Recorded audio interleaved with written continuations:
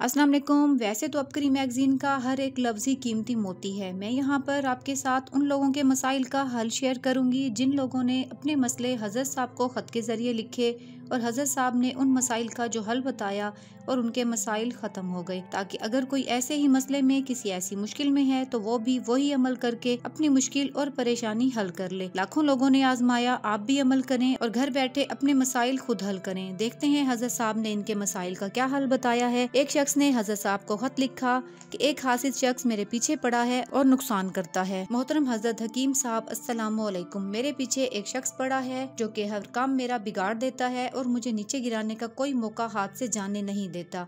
इससे बचाओ और काम में तेजी के लिए कोई वजीफा बता दें जो कि इंतहाई सरीउल असर और सरीउल तासीर हो।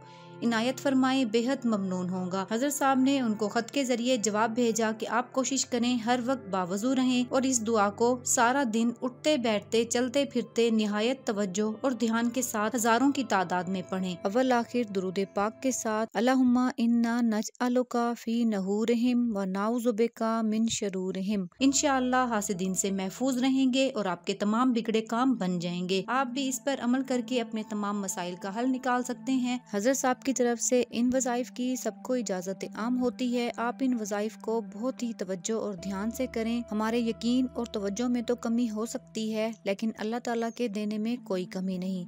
मेरा रब आप सबको आसानियों और आफियत वाली जिंदगी अता फरमाए। अल्लाह हाफिज।